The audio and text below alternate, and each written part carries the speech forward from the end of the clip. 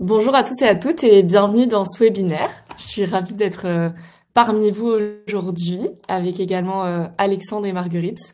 On va attendre quelques secondes que tout le monde se connecte bien, mais d'ici là, n'hésitez pas à dire bonjour dans les commentaires pour qu'on voit un petit peu que vous êtes bien là. Marie-Antoine, bonjour. Camille, bonjour. Bonjour, bonjour Pas mal tout de le bonjours monde. qui arrivent dans le chat. Bonjour à On tous. est ravis Mm. d'être là aujourd'hui. Bonjour Isa, bonjour Laurence. C'est bien, vous êtes bien réactifs ce Ouais. matin. Tout le monde est extrêmement vif, hein, avec bonjour. C'est ça. Parfait. Ah oui, je vois même des emojis qui arrivent dans l'écran. Bonjour Laetitia. Bonjour Aurélien. Super. Sans plus attendre, ça va peut-être faire venir tout le monde. On va commencer par se présenter tous les trois. Donc j'y vais comme ça. C'est fluide. Moi, c'est Fanny. Je suis experte en engagement chez WooClap. Donc en fait, WooClap, c'est une suite d'outils interactifs. Notre objectif, c'est vraiment de vous aider à renforcer l'engagement et l'apprentissage des collaborateurs, notamment en formation, via en fait des outils qui vous permettent d'avoir plus d'interactivité, d'engagement et également de mieux mesurer en fait l'impact de vos formations et le degré d'apprentissage de vos formations. Donc voilà, aujourd'hui on est présent dans plus de 150 pays, on a plus de 50 millions d'utilisateurs et des grandes organisations comme par exemple Parfum Christian Dior, Segos, PwC qui travaillent avec nous aujourd'hui. Donc ça c'était pour ma part. Marguerite, je te laisse peut-être la main. Oui, alors si tu peux changer de slide. Moi, c'est Marguerite Jensens. Je suis Learning Lead chez Cartoonbase. Je pense qu'il y a un petit décalage, pardon. Mon rôle donc chez Cartoonbase, c'est de rassembler nos compétences pédagogiques, digitales et créatives pour créer des expériences d'apprentissage qui sont réellement efficaces et que les gens aiment aussi. On est une agence de storytelling visuel, ce qui signifie qu'on est spécialisé dans la simplification de sujets complexes. Et notre mission, c'est de transformer les organisations et les mentalités à travers le pouvoir de l'illustration.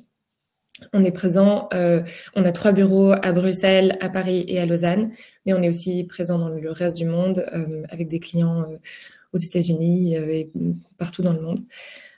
Voilà, merci d'être ici aujourd'hui et je me réjouis de parler avec vous de storytelling. Merci Marguerite, et nous aussi on est ravis. Alexandre. Et donc Alexandre, enchanté. Donc moi, je m'occupe de l'équipe des account managers chez Teach on Mars. Donc on a plus de 300 clients. On a une solution de mobile learning. Donc Teach on Mars, c'est vraiment une technologie pure qui reprend les codes du micro-learning, de la gamification, du social, vraiment pour augmenter l'engagement et arriver des taux d'engagement à 95, 100%. Donc on peut dire qu'aujourd'hui, nous, notre expertise première chez Teach on Mars, c'est pas vraiment le storytelling en tant que tel, mais c'est vraiment la technologie. Donc qui se met au service justement du storytelling. Donc voilà, on va dire que notre expertise, elle est plutôt le témoignage des talents de storytellers de nos clients. Donc on a des milliers de cas d'usage, dont certains qui vont être présentés aujourd'hui. Donc voilà, donc d'où notre participation aujourd'hui avec Marguerite et merci à Fanny et l'équipe WooClap de nous avoir accueillis parce que notamment moi-même j'ai pas été un très bon élève puisqu'on changeait les slides jusqu'à la dernière seconde. Donc merci d'avoir voilà, accepter ma petite indiscipline. Tu peux dire la nôtre. Merci. Non, Marguerite, je ne te mets pas dedans. Merci Marguerite. Et voilà, j'ai mis juste une petite slide avec quelques clients. Donc, vous voyez, étant donné que Teach on Mars, on est très mobile, donc on touche beaucoup de populations. Ah, ouais, il y a un petit décalage, effectivement, je crois, avec Fanny. On a beaucoup de populations terrain, donc vous voyez, donc beaucoup de clients, notamment dans le luxe. On va aller former des populations sur le terrain. Et voilà, et après aussi dans différentes industries que vous pouvez voir ici.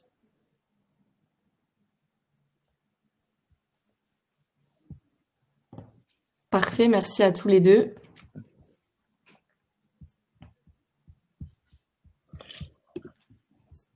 Désolée, il y a un petit problème de connexion. J'espère que c'est passé. Et sinon, j'enlèverai ma caméra au besoin. N'hésitez pas à me dire, Alexandre et Marguerite, ce qu'il en est. Sans plus attendre, on va passer au sujet du jour. Donc aujourd'hui, Ça va mieux là? Oui, il y a un décalage. Il y a un décalage. Je vais peut-être Il y l'enlever a au toujours cas un où, décalage, mais il y a toujours un décalage. Est-ce que là, c'est mieux peut-être? Bon, ça, c'est toujours un peu les joies du direct. Difficile Est-ce que là, à ça dire. fonctionne mieux? Ouais, parce que... Mais ça va le faire. On peut... L'image est figée, nous dit Patricia, mais c'est OK, apparemment. Ok, pas de souci. Bon, si ça va pas, n'hésitez pas à me dire et je vais essayer de trouver une solution de connexion. Donc, pour passer au vif du sujet, aujourd'hui, on va parler de storytelling en formation. Donc, le storytelling, en fait, je pense que vous avez tous et toutes déjà été dans une situation où on vous racontait une histoire. Et en fait, plus il va y avoir ce récit qui est bien raconté, plus en fait, ça va rester en mémoire. Et nous, aujourd'hui, avec Alexandre et Marguerite, on veut vraiment s'intéresser à ce que ça veut dire en fait d'avoir du storytelling dans vos formations. Et en effet, le storytelling ne va pas se limiter à une simple narration.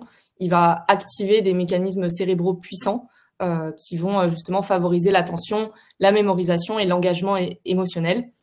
Et donc, pour un peu creuser le sujet, on a divisé ça en plusieurs parties. Dans un premier temps, on va voir ensemble pourquoi le storytelling capte mieux l'attention des apprenants que d'autres méthodes, par exemple.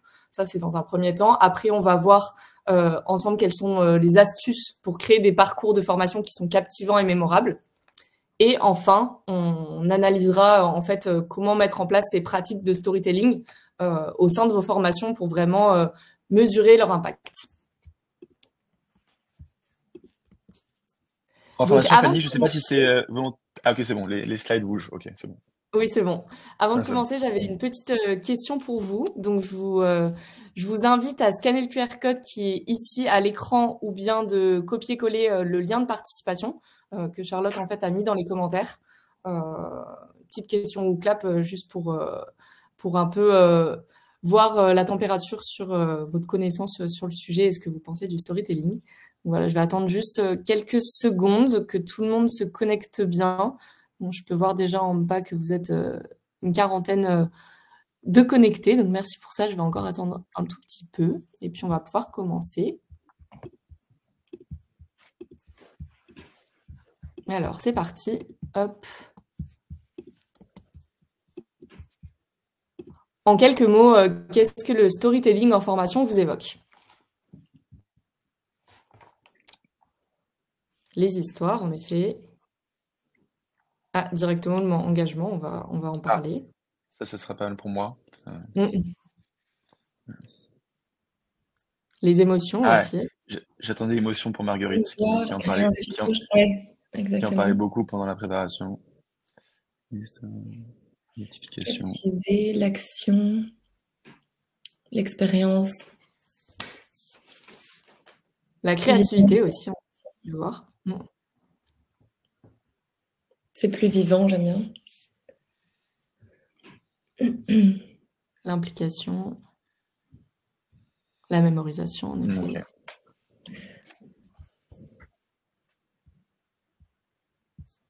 Contextualisation, ça c'est très bien aussi. L'amusement. Parfait, merci pour vos retours. On va essayer de le bloquer pour avoir une vue d'ensemble. En effet, il y a plein de mots-clés qui nous parlent déjà. On est sur la bonne voie.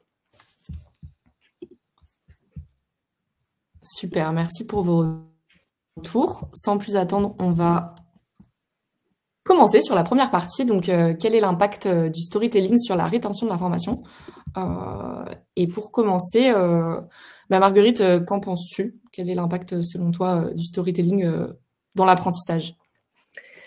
Mais on a eu plein de super belles pistes là dans ce que tout le monde a contribué. Ouais. Les 4 points qui, selon nous, sont les plus importants quand on parle d'impact de storytelling dans la formation, c'est premièrement, en fait, quand on construit une histoire, nécessairement, on va créer des liens entre différents éléments. Et en formation, très souvent, on doit apprendre des choses qui peuvent nous sembler peu familières ou en tout cas déconnectées les unes des autres. Et donc, en fait, arriver à créer une structure narrative logique et donc des liens évidents entre les différents éléments, ça permet vraiment de les garder en mémoire. Je ne sais pas si vous avez déjà essayé de retenir une série de chiffres, mais les grands champions de la mémorisation systématiquement disent que ce qu'ils font, c'est qu'ils arrivent à personnifier ou en tout cas à créer des liens entre les différents chiffres ou les différents mots qui sont aléatoires pour pouvoir en fait les garder en mémoire et que la séquence en fait découle naturellement. Donc c'est un principe qu'on utilise beaucoup à travers le storytelling dans toutes nos formations. Ensuite, ça permet d'activer des émotions. Et ça, on le sait aussi, en fait, quand on utilise des émotions, c'est-à-dire ça peut être le rire, la joie, l'anticipation, on arrive à en fait engager des parties du cerveau qui vont faciliter l'apprentissage et surtout qui vont rendre plus intense et plus durable la mémorisation et l'assimilation des nouvelles informations. On reviendra dessus aussi, je suis sûre, plus tard sur les émotions de différentes manières. Ça permet aussi d'engager l'imagination. Et ça, c'est très important parce que c'est de nouveau lié à l'engagement dont on parlait tout à l'heure et vraiment l'attention. Pour apprendre, il faut être actif et il faut faire partie de l'histoire. Et en fait, une histoire, naturellement, va nous embarquer dans la projection des étapes suivantes de l'histoire. Et donc, arriver à se poser des questions sur la suite du déroulé, rester accroché et en fait, chercher activement ce qui va se passer ensuite, c'est très important de nouveau dans la mémorisation et l'apprentissage actif. Et puis, enfin, le dernier point que j'ai listé ici, c'est la création des liens personnels. Et ici, très souvent en formation, on apprend des choses qui sont totalement nouvelles pour nous. Et le cerveau fonctionne de manière à ce que, en fait, c'est beaucoup plus facile de capter une information quand elle est liée à des informations qui sont déjà familières. Et donc, en fait, on va essayer de créer un maximum de connexion avec un système déjà existant dans sa pensée. Et donc, en fait, les histoires, très souvent, on a des trames narratives qui sont assez récurrentes ou qui sont systématiques. Et donc le fait d'utiliser des histoires pour ajouter des informations nouvelles, c'est très efficace et ça permet de s'approprier le contenu aussi beaucoup plus fluidement. Hyper intéressant, merci Marguerite pour ton retour. Ça me fait penser au webinaire qu'on a eu mardi sur l'hyperconnexion et où Marie expliquait en fait que justement la phase de l'apprentissage où tu apprends des notions nouvelles, elle est vraiment essentielle et elle prend beaucoup plus de temps que la phase où tu vas réviser et du coup vraiment le mettre en lien des nouvelles idées avec des idées existantes, ça va être beaucoup plus simple pour la rétention. Donc si en plus tu ajoutes le storytelling, c'est vrai que ça devient beaucoup plus efficace. Oui, merci pour ça. Et le changement de contexte aussi va être super intéressant. Donc, quand on apprend une information dans un certain contexte et ensuite qu'on ajoute un nouveau niveau familier, ça va accentuer ces connexions et les favoriser. Oui. Et Alexandre, du coup, quelle est ta vision sur le sujet ? La vision, c'est justement ce dont je vais en parler ensuite. Ce que j'aime bien, c'est qu'il y a pas mal d'éléments qui reprennent justement les exemples concrets que je vais partager. Je pense à la structure narrative, il y a un exemple là-dessus, sur l'activation des émotions, sur être finalement acteur de son histoire pour pouvoir engager l'apprenant dans une expérience plus immersive et donc plus mémorable. Donc voilà, j'apprends en même temps que Marguerite. Moi, je rappelle que notre expertise, elle est vraiment technologique. Donc on récupère les bonnes pratiques de nos clients et donc je vois pas mal de choses qui sont réalisées justement par eux, donc dont certaines dont je voulais vous partager par la suite.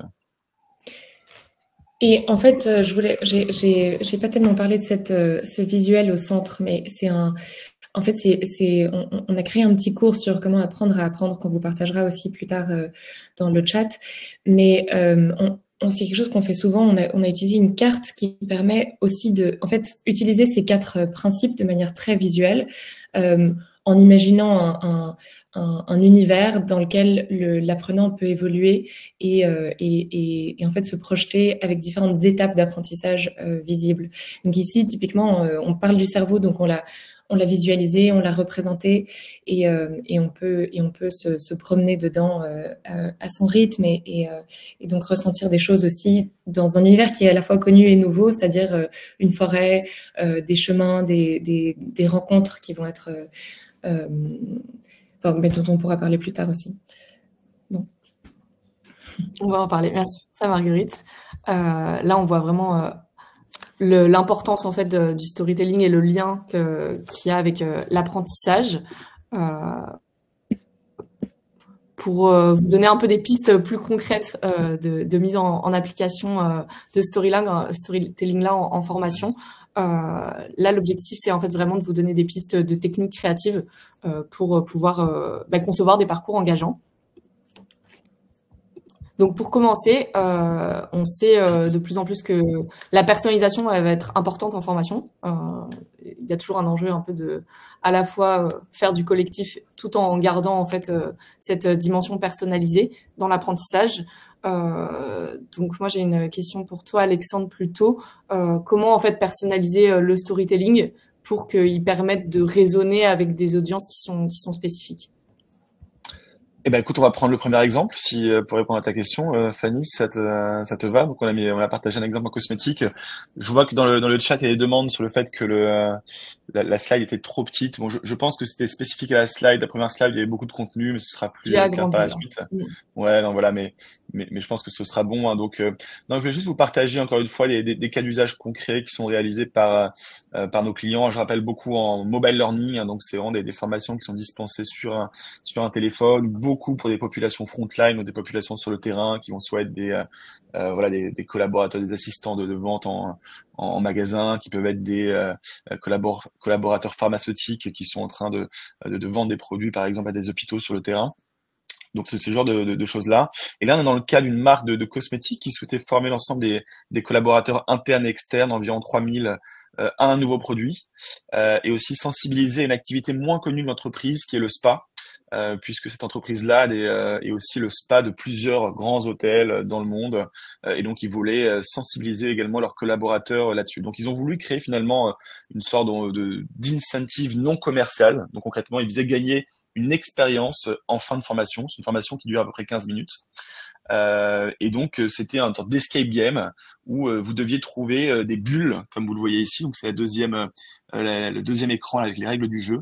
Donc on vous explique les règles au départ. Et donc au sein de la formation, avec des chapitrages, comme vous le voyez à droite, donc j'aurai pas le temps de vous rentrer trop dans le détail, mais donc dans une formation, vous avez différentes activités qui succèdent, hein, donc avec des jeux. Donc je parlais beaucoup du jeu chez Teach on Mars.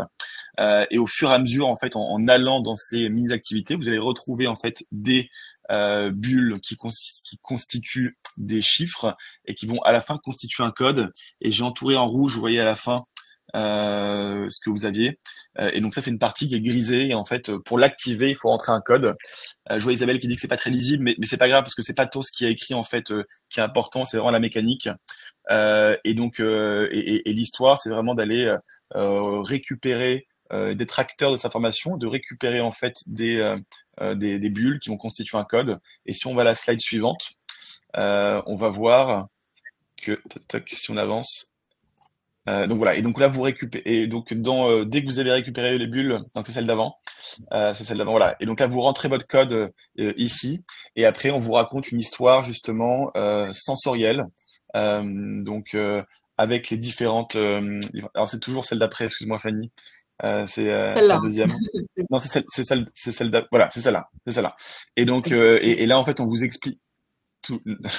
On va y arriver. Non, c'est toujours celle avec le code au début. C'est celle donc avec, il y a les quatre visuels et celle du code au Il y début. avait un petit décalage, c'est pour ça. Ouais, C'est bien ok. celle-là.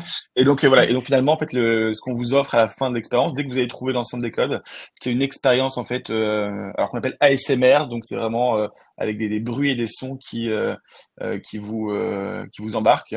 Et donc là, on vous propose justement une expérience de bruit en fait, de crépitement. Vous avez une expérience en fait de méditation. Donc on vous accompagne justement dans la partie méditation pour respirer correctement. Et donc voilà, donc vous avez cette expérience-là. Vous êtes acteur de votre formation au sein d'une formation de produit, donc aussi donc pour connecter finalement émotionnellement la marque et les collaborateurs. Donc ça, c'est le premier exemple qui a été fait effectivement par une marque de cosmétiques. On a un second justement, pareil sur une autre histoire, donc en banque, où là très rapidement, je vais aller rapidement, mais c'est plutôt des exemples où vous êtes, où le collaborateur est vraiment acteur de son expérience. Là, en l'occurrence, l'objectif, c'était de sensibiliser 50 000 collaborateurs à la cybersécurité. Donc, on avait un sujet initialement qui était considéré comme voilà avec assez peu on va dire de sex appeal et il fallait amener un peu justement de storytelling et donc là finalement vous incarniez en fait un novice arrivant dans l'équipe de cybersécurité avec pour ambition de devenir un maître de la cybersécurité et donc en fait au fur et à mesure du parcours c'était aussi conçu sur le système d'escape game et donc vous arriviez donc il fallait débloquer des formations et des chapitrages après avoir trouvé certains différents éléments et donc vous avanciez en fait dans votre propre storytelling et donc vous étiez l'acteur en fait de ce jeu. Alors c'est pas moi qui ai inventé ce jeu, mais en tous les cas c'est comme ça que ça a été réalisé par un de nos clients directement depuis notre outil. Et donc vous avanciez, donc vous deveniez un expert finalement storytelling et un expert de cybersécurité à mesure que vous avancez dans la bonne pratique. Et le dernier que je voulais vous partager également, qui était une entreprise dans le luxe et qui elle a voulu faire en fait une expérience où alors là en l'occurrence vous aviez finalement vous avez un incentive commercial puisqu'il y avait un jeu à gagner donc c'est les slides suivantes Fanny. Et donc c'était un jeu vraiment avec un incentive là pour le coup commercial où l'ensemble des collaborateurs pouvaient gagner en fait une montre de la marque. Donc voilà, ça vaut ce que ça vaut. Je sais pas si Fanny on peut arriver au slide. Je crois que tu dois avoir des problèmes de connexion, Fanny. Je pense que c'est toujours la même chose. On va y arriver. Alors on n'a pas la main en plus sur les slides, donc on peut pas les avancer. Mais je pense que je sais pas si Charlotte a la main dessus ou non. Je pense que c'est que Fanny qui les a. Donc c'était vraiment voilà une formation en tout cas qui a été créée à destination de 7000 personnes dans le monde entier. Et on vous propose finalement ah voilà on y arrive. Alors c'est la slide précédente mais on va y arriver. Et donc en fait il fallait que vous dans le storytelling Désolée, c'est ma incarniez voilà, il fallait que vous incarniez en fait l'image de la marque. Donc on vous proposait en fait, donc là c'était vraiment une histoire qui était racontée par l'ensemble des collaborateurs parce qu'il fallait en fait envoyer une photo sur la plateforme. Donc la plateforme Teach on Mars mobile, il y a aussi un wall hein, comme ce que vous pouvez avoir sur Facebook, Instagram, et donc vous pouvez poster des photos. Et donc en social, chaque collaborateur devait poster une photo où il incarnait vraiment l'identité de la marque, donc qui est une marque qui est très portée sur le sport notamment. Et donc ensuite, chacun des collaborateurs pouvait liker les contributions des uns et des autres. Donc c'était vraiment acteur de votre propre histoire. Et c'était vraiment la personne qui remportait le plus de likes, qui remportait l'affaire. Donc voilà. Bon après il y avait plein d'éléments particuliers à ça. Il y avait une campagne de communication de plus de 2 mois. Le jeu était sur 2 semaines, sur 7000 collaborateurs à l'international.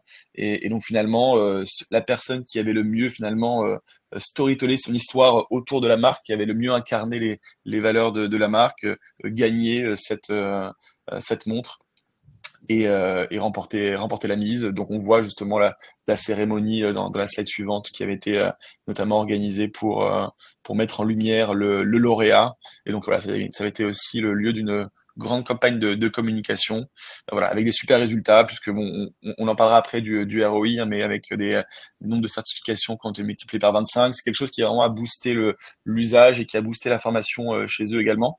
Donc, indépendamment du storytelling, ça a vraiment amené les gens à se former sur l'ensemble des produits de l'entreprise, sur les valeurs de marque de l'entreprise.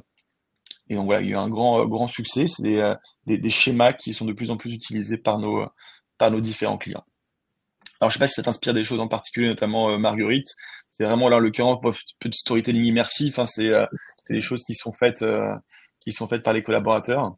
Mais voilà comment ça a été réalisé. C'est en tous les cas, tout ce qui est challenge et permettre en tous les cas aux collaborateurs d'être acteurs de l'histoire. C'est des choses qu'on voit de plus en plus. Et c'est beaucoup moins top-down, en fait. Ce qu'on voit. C'est ça, en fait, l'apprenant est vraiment protagoniste, il prend des décisions en fonction des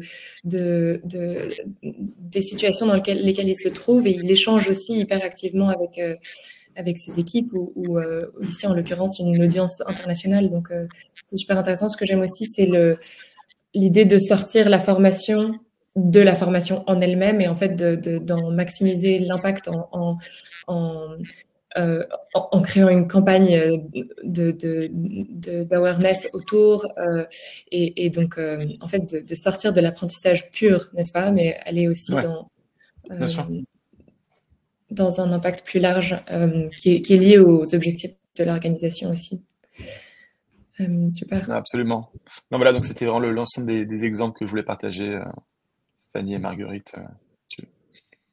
Merci Alexandre. Avant de passer à la suite, j'ai vu dans les commentaires qu'il y a quelques personnes qui aimeraient bien qu'on clarifie vraiment la notion de storytelling dans ce que vous êtes en train de dire.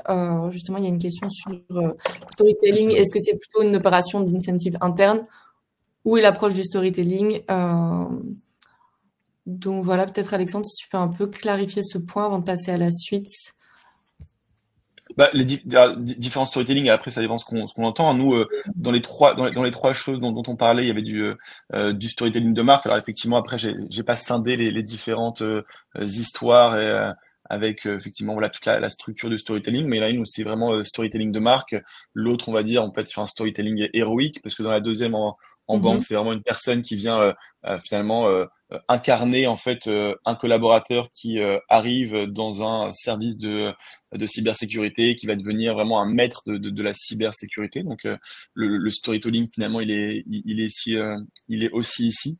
Et puis finalement aussi on parle beaucoup de participatory storytelling, c'est ce que j'avais mis en titre, et notamment le fait que aujourd'hui on soit de plus en plus, en tout cas ce que nous on voit, ce qui est réalisé par nos clients, c'est vraiment des actions où on va incarner une personne, alors soit une personne comme dans le storytelling héroïque où là on incarne une personne fictive hein, qui est effectivement là en l'occurrence un expert un maître de la cybersécurité, et puis d'autres où tout simplement on va storyteller justement l'histoire de la marque là, en l'occurrence à travers des actions de collaborateurs donc ils vont eux-mêmes être les propres acteurs.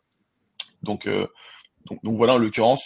Après, dans le storytelling de marque, la première, c'est plutôt vraiment, encore une fois, comment on va voilà, créer une connexion émotionnelle entre la marque et le collaborateur. Et là, en l'occurrence, le storytelling était vraiment pour raconter l'histoire de l'expertise SPA qu'avait l'entreprise et comment on la partage justement à l'ensemble des collaborateurs, notamment en offrant cette expérience justement ASMR.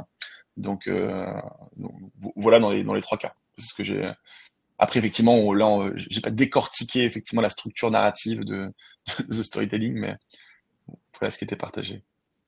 Oui, merci Alexandre. Ce qu'il faut retenir, c'est voilà, dès qu'il y a une narration aussi derrière une initiative, ça va rejoindre le storytelling. Merci pour ça. Du coup, j'ai une autre question plutôt pour toi, Marguerite.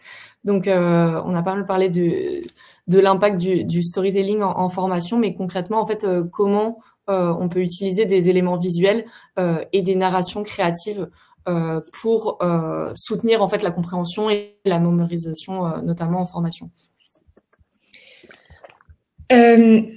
En fait, la plupart de ce qu'on entend le plus de la part de nos clients, c'est qu'ils ont un contenu, ils nous disent, vous allez voir, c'est très compliqué, ou bien vous allez voir, c'est plutôt ennuyeux comme contenu. Et on a tendance, quand on a quelque chose à raconter, à penser que ça ne va pas intéresser l'autre, ou bien que ça va, ou en tout cas à partir du principe que ça va être ennuyeux. Et j'aime bien cette représentation, c'est-à-dire la différence entre un contenu et un contenu ennuyeux, c'est très peu de choses.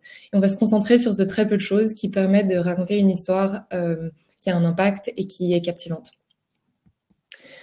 Tu peux passer à la slide suivante. C'est ça. Et donc, en fait, l'histoire, voilà, on est convaincu qu'il n'y a aucun contenu qui est ennuyeux en soi. Et donc, je vais vous montrer différents exemples qui permettent d'aider. Donc, en fait, dans la narration, et aussi pour rebondir un peu sur la question qui est sortie tout à l'heure, la narration, une histoire est constituée en général simplement par le fait qu'il y a un message, une sorte de futur projeté, une finalité, une situation actuelle qui permet d'expliquer où on en est et un déroulement, un dénouement est ce qui se passe entre les deux. Et en fait, quand on parle d'une formation, c'est très important de garder ça en tête. C'est-à-dire, l'apprenant doit être pris par la main et il faut lui expliquer étape après étape comment on arrive d'une situation A à une situation B. Et donc, on a choisi ces 3 différents axes: aligner les perceptions, créer des symboles mémorables et raconter des histoires comme Pixar. Et donc, ces 3 tips qui vont, à travers des exemples, vous permettre, je l'espère, d'utiliser plus de narration visuelle dans vos projets. Donc, pour aller on peut déjà passer au premier. Oui. Donc, aligner les perceptions, c'est super important parce que ça permet en fait d'apporter de la clarté à des sujets qui peuvent autrement... c'est très difficile de parler de quelque chose et que chacun comprenne exactement la même chose lorsqu'on s'exprime. Et en fait, le fait de raconter une histoire avec des événements et des visuels, ça permet d'aligner tout le monde derrière un concept qui parfois est abstrait et qui ici va prendre forme. Ici, c'est un exemple d'un projet qu'on a fait pour Infrabel. Donc, c'est l'entreprise qui s'occupe des réseaux ferroviaires en Belgique. Et ils ont un lieu de formation qui est unique en Europe. C'est le plus grand lieu de formation du rail en Europe, avec des cours sur la sécurité et la compliance. Et en fait, l'objectif était de montrer ce qui était possible dans ce centre, et donc d'attirer les gens vers ce centre de formation. Et de leur donner aussi des premières clés d'apprentissage et des premiers cours. Mais on voulait aussi montrer un tour des installations et puis prendre aussi cette occasion pour accentuer la reconnaissance au travail avec une population très variée, à la fois des employés qui sont d'écoles bleues et d'écoles blancs, mais aussi des chercheurs d'emploi et même des classes scolaires, donc toutes sortes de publics qui viennent se former dans ce centre de formation qui est donc un lieu réel. Et donc en fait, on a pris ces différents éléments et on a raconté les histoires des gens qui sont actifs dans ce lieu. Et comme vous pouvez le voir, on a représenté des personnes qui sont réelles, qui sont... on peut s'y identifier et ils peuvent s'identifier à eux-mêmes aussi. Et donc ici, on a fait un lien aussi très fort entre un lieu qui donc permet d'associer l'information dynamiquement dans l'espace, mais aussi reprendre des éléments, des images réelles qui ont été filmées sur le lieu et des animations qui permettent aussi d'ajouter ce côté captivant de l'expérience. Et donc ici, en fait, on ajoute beaucoup de clarté en montrant les choses telles qu'elles sont et en passant de l'abstrait au concret pour que les gens puissent réellement se projeter dans ce lieu et le voir comme une invitation à aller plus loin et surtout à revenir, à réexplorer cette carte à leur rythme. On peut passer à l'exemple suivant. Donc c'est la slide suivante. On a travaillé avec MIT sur des sujets très complexes, notamment un cours qui s'appelle Algorithmic Business Thinking, parmi d'autres. Et donc, c'est comment est-ce qu'on peut utiliser l'impact, enfin les concepts algorithmiques dans des différentes stratégies d'entreprise. Et de nouveau, on parle de quelque chose qui est très abstrait et en fait, on a créé cette carte avec les différents éléments du cours qui vont être visualisés et en fait jusqu'à créer donc des symboles mémorables. Si tu passes à la slide suivante, Fanny, s'il te plaît. on voit non seulement le parcours de l'apprenant, mais aussi des éléments. Donc là, c'était dans la carte, je ne sais pas si vous avez vu juste avant, il y avait cette image en tout petit d'une fille qui tient la main d'un robot et qui avance vers l'évolution dans l'étape suivante ou le module suivant qui est représenté en vert.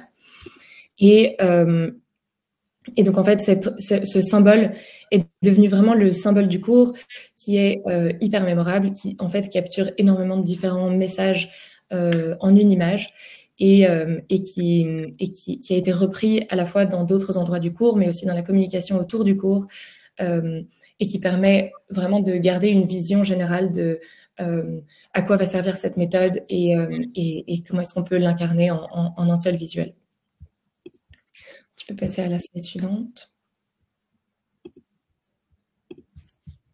Merci. Enfin, une chose qu'on aime toujours faire, c'est essayer de raconter des histoires comme Pixar. Dans ce cas-ci, on travaillait avec l'agence digitale du numérique et l'agence du numérique, pardon. Et en fait, l'objectif était de donner un outil qui permette à des entreprises sociales de faire leur transformation digitale. Donc, c'est un enjeu important parce que c'est évidemment quelque chose enfin, je dirais, on connaît tous l'importance de la transformation numérique. Mais dans une population qui ne voit pas forcément ça comme une priorité, ou en tout cas qui a un certain chemin à faire. Et donc, ce qu'on a fait, c'est comme Pixar, en fait. Quand Pixar décide de raconter l'histoire de comment une petite fille gère ses émotions, par exemple, c'est le message clé. Mais eux vont le faire avec ses acolytes, les différentes personnes, incarner chaque émotion, créer tout un monde parallèle. Et ici, en fait, c'est ce qu'on a fait. On a incarné cette transformation numérique dans un parcours hyper imagé, qui représente l'ascension du monde digital. Et donc, c'est une montagne avec des petits villages, avec 2 personnages principaux et leur acolyte, ce renard, qui revient et qui est une sorte de compagnon récurrent à travers tout le cours et qui permet de se familiariser avec le contenu, de le dédramatiser et d'avoir cette petite voix amusante et engageante qui nous aide à traverser toutes les différentes étapes et à atteindre nos objectifs. Hyper intéressant, merci Marguerite pour ça. Et c'est vrai que ça fait penser au fait que justement il y a ce phénomène d'identification aussi au personnage. T'as l'aspect émotionnel qui vient en compte, l'aspect ludique aussi, parce que c'est vrai que quand c'est dans une sorte de jeu, on va être tous et toutes sensibles à ce type d'approche. Donc c'est vrai que c'est hyper original et ça peut aussi permettre à une organisation de se positionner un peu différemment, parce que c'est vrai qu'aujourd'hui les parcours de formation doivent être aussi compétitifs, donc ça permet d'apporter une dimension originale de positionnement aussi, quoi. Exactement, oui.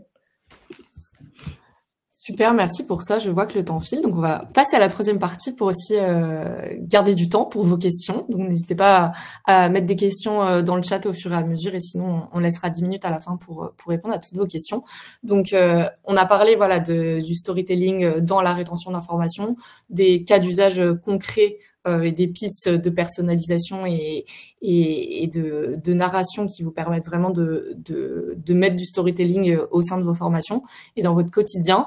Maintenant, quel impact ça a? Donc c'est ça l'axe qu'on aimerait aborder aussi aujourd'hui. Donc peut-être première question pour toi, Alexandre. Justement, en fait, qu'est-ce que le storytelling va apporter à la notion de mesure d'impact des formations, sachant qu'aujourd'hui, on sait que c'est un enjeu aussi de pouvoir mesurer l'impact des formations. C'est pas toujours une chose facile. Donc comment, en fait, on peut mettre le storytelling aussi au cœur de cet impact?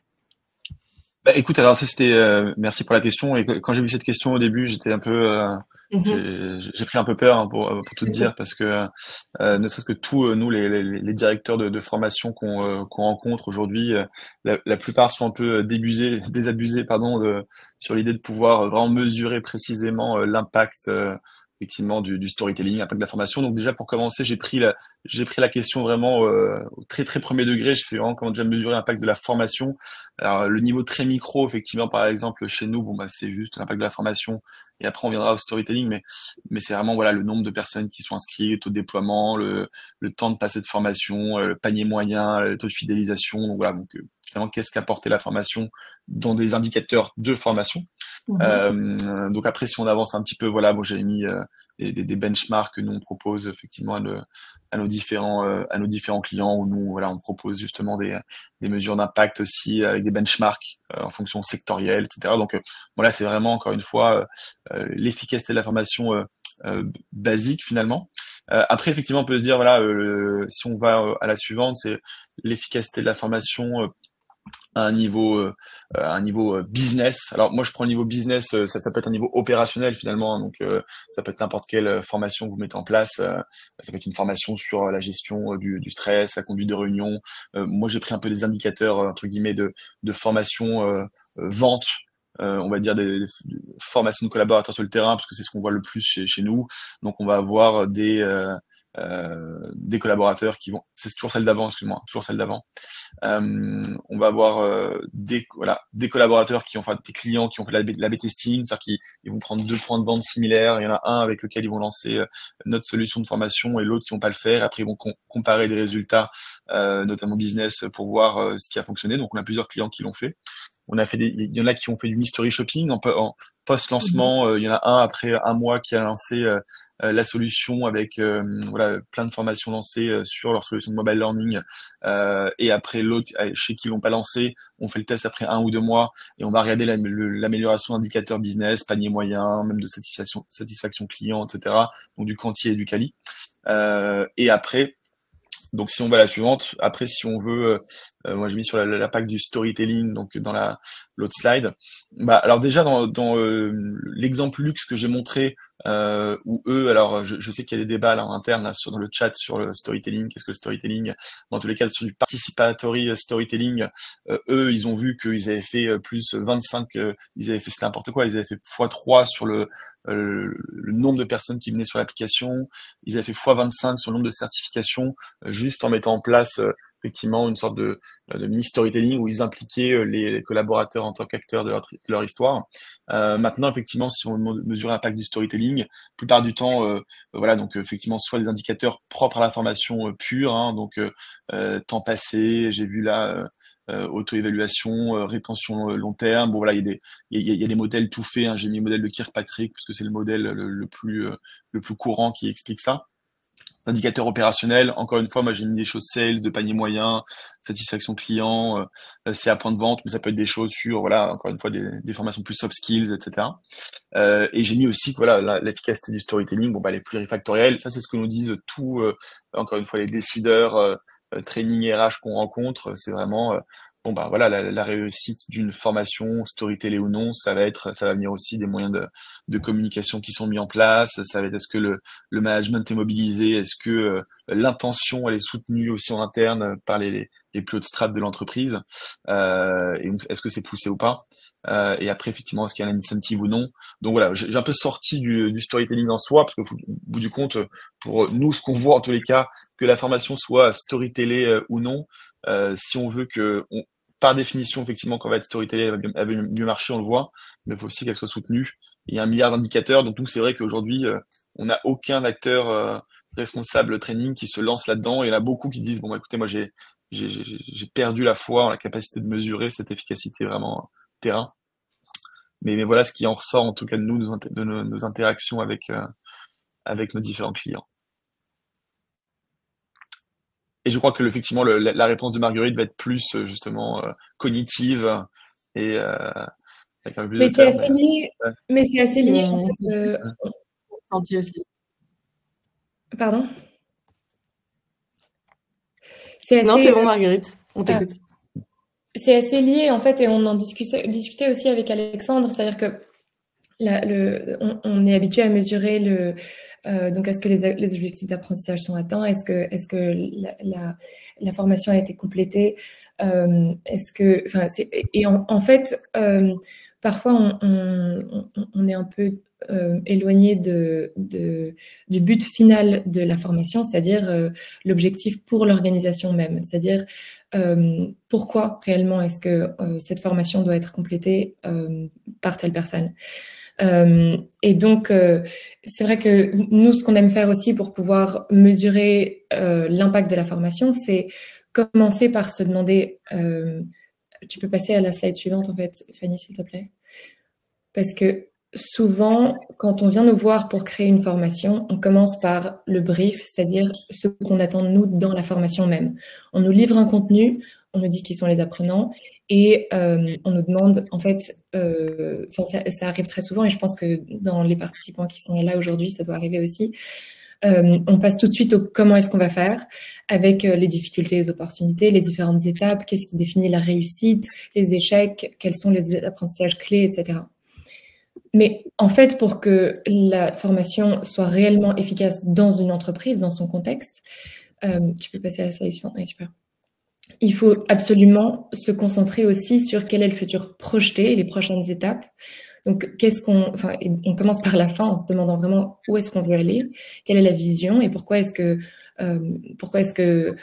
faut passer du temps à former et à adresser ce sujet spécifique. Et donc ici, parler des objectifs de l'organisation. Est-ce qu'ils sont atteints, les objectifs de l'organisation et pas juste de l'apprenant? Est-ce que le message est livré? Et puis la suite, s'il y en a une, c'est-à-dire est-ce qu'il y a une action qui est attendue? Est-ce qu'il y a un changement d'habitude?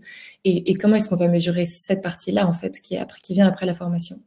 Et quand tout ça est établi, on revient en arrière et on analyse le contexte, c'est-à-dire où sommes-nous aujourd'hui et quel est l'élément perturbateur, le pourquoi. Qu'est-ce qui fait que, en fait, on a besoin de commencer cette démarche et donc d'arriver à la solution et de créer tout ce qui va entre les deux, c'est-à-dire les aléas, les jalons, etc.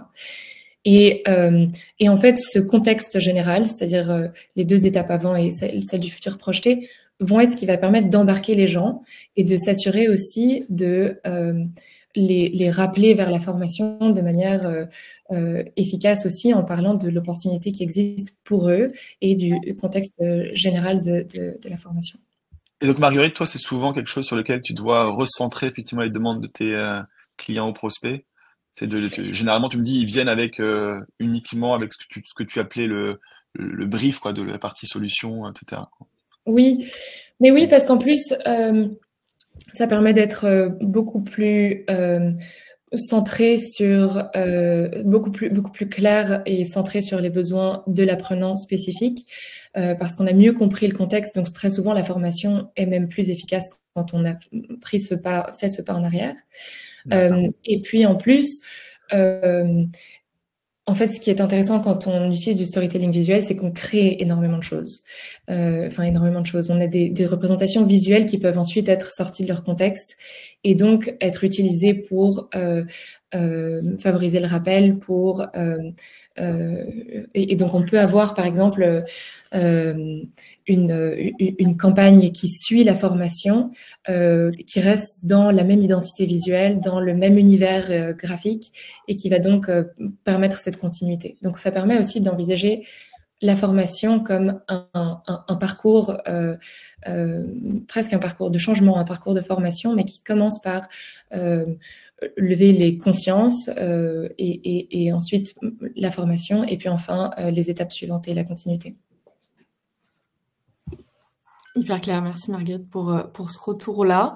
Pour un peu conclure sur cette notion d'impact, pour aussi laisser 5 minutes pour répondre aux questions, pour un peu même résumer en fait tous les éléments que vous nous avez dit aujourd'hui. S'il y avait deux premières étapes à suivre selon vous, si on veut mettre en place une formation basée sur le storytelling, qu'est-ce que ça serait? Moi, je reprends un peu, j'ai mis ma réponse un peu plus terre à terre, effectivement, comprendre son audience et son objectif, hein, presque une réponse un peu sales, mais bon, savoir auprès de qui on va créer ce storytelling. Et d'ailleurs, ça reprend un peu ce que tu disais, Marguerite, tout à l'heure, effectivement, sur bien connaître le contexte avant d'arriver effectivement au brief et à la création de ce storytelling. Donc voilà, pour moi, c'est vraiment la compréhension globale du contexte du client, de pouvoir le former. Mais je pense que ça, effectivement, ça rejoint un peu ce que tu dis au début. Et donc après, tout à mis savoir que dire, le dire bien, effectivement, Marguerite. Tu m'as pris les mots de la bouche, Alexandre. Alors oui, pour moi, c'est comme il faut savoir que dire, et donc, mais c'est pas toujours très simple. Comment est-ce qu'on arrive à identifier très clairement le message principal d'une formation? Et alors, il y a une sorte d'équation cruciale pour pouvoir savoir que dire. Il faut savoir, premièrement, qu'allez-vous raconter, à qui allez-vous le raconter et en vue de quoi allez-vous le raconter. Et en fait, ces trois éléments fonctionnent vraiment ensemble. Et on va voir que, si on passe à la slide suivante, si jamais ce que vous dites n'est pas adressé à la bonne personne, ça marche pas. Ici, on le voit avec cette menace qui n'est... Enfin, on n'arrive pas du tout à empêcher cette situation d'avoir lieu en communiquant à la mauvaise personne. Si on passe à la slide suivante, on va analyser une autre possibilité dans cette équation. C'est-à-dire, si ce que vous dites n'est pas ce que cette personne devrait entendre dans la situation dans laquelle elle se trouve, ça marche pas non plus. Et enfin, si on passe à la dernière... Et si ce que vous dites est adressé à la bonne personne, mais pour des mauvaises raisons, on n'en parle même pas. Si la menace n'existe pas, alors le message est nul aussi. Et puis, donc en fait, ça va toujours être comment est-ce qu'on peut vraiment rassembler ces trois éléments et c'est donc finalement, c'est comprendre qui est l'apprenant, son environnement, quels sont les enjeux, etc. Et le dire bien, c'est un autre enjeu. Et pour celui-là, il faut arriver à être super clair et à se concentrer sur le message principal. Dans n'importe quel message, il y a un contexte, un contour, l'enveloppe dans laquelle le message principal se trouve. Il y a différents, on parlait tout à l'heure des aléas et des jalons de la formation. Il faut se concentrer sur l'essentiel pour ensuite pouvoir raconter les étapes qui vont nous mener à ce message principal. Nous, on peut passer à la slide suivante. Nous, ah oui, et en fait, très souvent, on a tendance à se perdre dans des détails et à essayer de raconter trop de choses avant d'avoir raconté les bords de l'expérience, de la solution. Et donc ici, par exemple, on voit cette campagne de pub qui est vraiment... Enfin, je dirais, on voit qu'en fait, dans la première esquisse, qui est vraiment le plan, tous les éléments de la campagne se retrouvent déjà. On voit Thomas Edison avec son ampoule et tous les éléments importants y sont. On voit qu'ils ont déjà placé le logo. Et en fait, l'intention est déjà extrêmement claire.